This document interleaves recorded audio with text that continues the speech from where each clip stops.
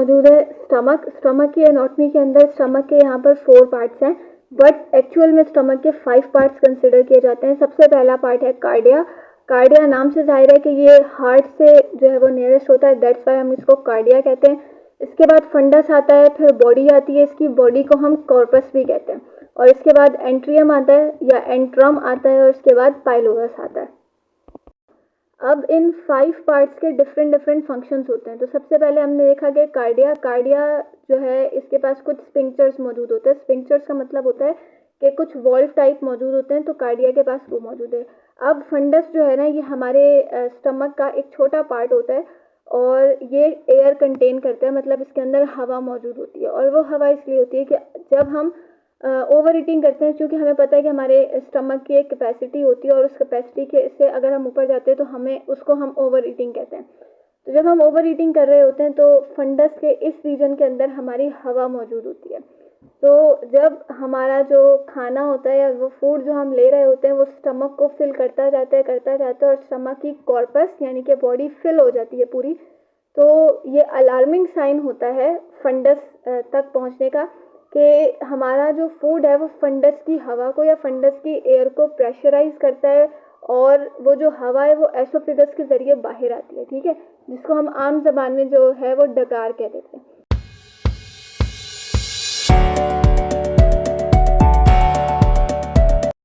अब हमारा स्टमक जो है उसकी जो वॉल्स होती हैं वो तकरीबन 5 लेयर्स पर जो है वो कंसिस्ट करती है।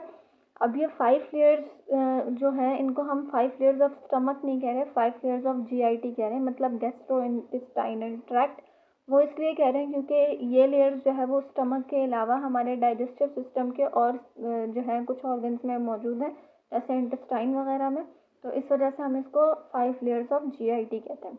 तो इसके अंदर सबसे पहली लेयर हमारी जो है वो सिरोजा होती है, उसके बाद सब सिरोजा होती है, फिर मस्क्यूलरिस होती है। इस मस्क्यूलरिस को अक्सर जगह पर मस्क्यूलरिस एक्सटर्ना भी कहते हैं। फिर सब म्यूकोजा होती है, और फिर म्यूकोजा होती है। और बाज़ जगहों पर सिरोजा और सब सिरोजा जो है वो एक ही करके शो किए जाते हैं, मतलब सब सिरोजा को अलग से मेंशन नहीं करते, वो सिर्फ सिरोजा कह देते हैं, ठीक। अब इन 5 लेयर्स के जो है वो अलग अलग काम होते हैं। सबसे पहले सिरोजा और सब सिरोजा जो है इसके पास कनेक्टिव टिश्यूज़ होते हैं, और इसके बाद आती है मस्क्यूलरिस के बाद स्मूथ मसल्स होते हैं। स्मूथ मसल्स भी 3 टाइप्स के होते हैं, मतलब 3 तरह के स्मूथ मसल्स होते हैं मस्क्यूलरिस के पास। एक लॉन्गिट्यूडनल होते हैं, एक सर्कुलर होते हैं, और एक ओब्लीक होते हैं। तो जो लॉन्गिट्यूडनल होते हैं वो सबसे आउटर मसल्स होते हैं, उसके बाद वाली जो मतलब उसका जो मिड होता है उसमें सर्कुलर मसल्स आते हैं, और जो उसकी सबसे इंटरनल पार्ट है उसके अंदर ओब्लीक मसल्स आते हैं, ठीक। और इसके बाद है सबम्यूकोजा वो लेयर है जिसके अंदर ब्लड वेसल्स मौजूद होती है और नर्व्स वगैरह मौजूद होती हैं, राइट। तो ये एमसीक्यूज़ के हवाले से भी एक अहम जो है वो लेयर है। इसके बाद है म्यूकोजा के पास ग्लैंड्स होते हैं, ठीक। और एक और बात ये है कि जो सब म्यूकोजा है ये इंपॉर्टेंट इसलिए भी है, इसके पास रुगाए होते हैं। रुगाए का मतलब ये होता है कि हमारा जो स्टमक होता है ना उसकी अंदर की वॉल्स कुछ फोल्ड्स पर जो है वो कंसिस्ट करती है, और ये चर्निंग एक्शन को जो है वो करवाता है। चर्निंग एक्शन का मतलब होता है, हम सब जानते हैं कि जो हमारा स्टमक होता है उसकी वॉल्स कॉन्ट्रैक्ट करके रिलैक्स करती हैं, मतलब जो है वो हमारा जो स्टमक है वो सिकुड़ता है और फिर फैलता है, तो उसकी वजह से जो है हमारा जो फूड है वो पिसना शुरू हो जाता है, तो उस एक्शन को हम कहते हैं चर्निंग एक्शन। तो ये चर्निंग एक्शन जो है वो रुगाई की वजह से होता है।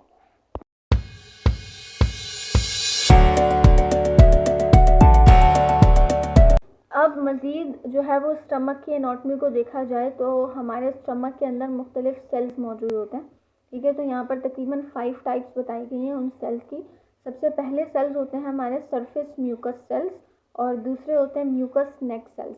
अब इन दोनों के नाम के अंदर ही म्यूकस आ रहा है, तो इसका मतलब ये है कि ये सीक्रेट करते हैं म्यूकस को, मतलब इनसे जो हमारे मैदे में या हमारे स्टमक के अंदर जो म्यूकस रिलीज़ हो रहा होता है वो इन 2 सेल्स की वजह से होता है।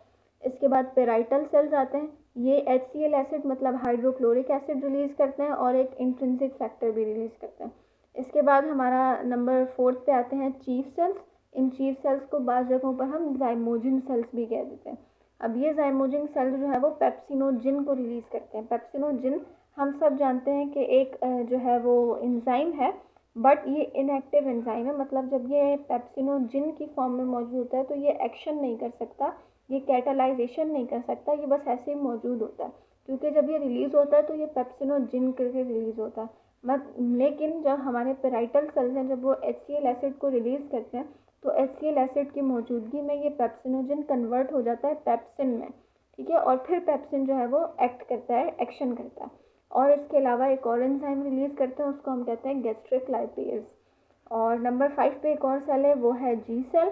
जी सेल्स जो है उनको हम ऑक्जेंटिक सेल्स भी कहते हैं, ठीक है। और ये तकरीबन तमाम सेल्स के जो है वो सरदार या हेड हम कह सकते हैं वो है कि सबसे पहले जी सेल रिलीज़ होता है और ये बकिया चारों सेल्स को रिलीज़ कर देता है कि चीफ सेल्स भी रिलीज़ हों, पेराइटल भी हों, म्यूकस नेक सेल्स भी हों, सरफेस म्यूकस सेल्स भी हों। और जब जी सेल रिलीज़ होता है इसका एक बहुत ही मेन फंक्शन है, और वो फंक्शन ये है कि ये सीक्रेट करता है एक हार्मोन को, मतलब ये इसकी अंदर से निकलता है एक हार्मोन, और उस हार्मोन को हम कहते हैं गैस्ट्रिन हार्मोन, ठीक है। और हम सबको ये भी पता है कि जो गैस्ट्रिन हार्मोन है ये वो हार्मोन है जिसकी वजह से हमें भूख लगती है। अब इन सारे जो सेल्स हैं इनकी सीक्रेशन के बाद हमारा जो फूड होता है स्टमक के अंदर वो तकरीबन डाइजेस्ट हो चुका होता है, और उसकी जो फॉर्म बनती है, जो लिक्विड की तरह की फॉर्म होती है, उसको हम कहते हैं काइम। और इसके बाद भी कुछ मॉलिक्यूल्स ऐसे होते हैं कि जो कि डाइजेस्ट नहीं हो पाते, तो वो फिर फर्दर आगे चलते हैं।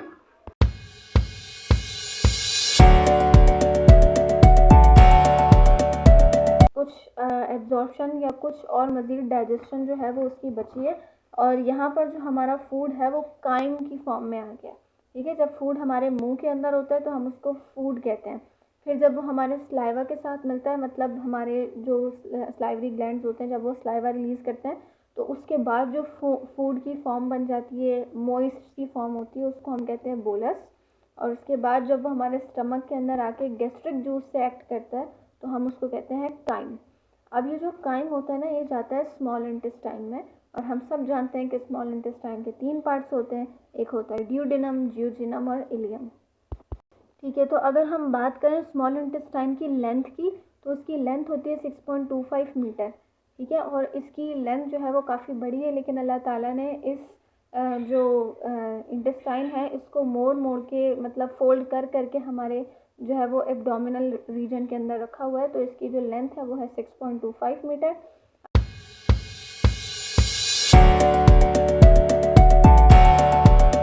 अब इसके 3 पार्ट्स हैं, ड्यूडेनम, ज्यूजिनम और इलियम। तो सबसे पहला पार्ट जो है वो ड्यूडेनम है और उसकी लेंथ होती है 0.25 मीटर। उसके बाद आता है ज्यूजिनम, उसकी लेंथ होती है 2.4 मीटर। और उसके बाद आता है इलियम और उसकी लेंथ होती है 3.6 मीटर। तो अगर यहाँ पर एक MCQs हम बनाना चाहें तो वो ये भी है कि जो स्मॉल इंटेस्टाइन का जो लार्जेस्ट पार्ट है वो इलियम है, जिसकी लेंथ है 3.6 मीटर।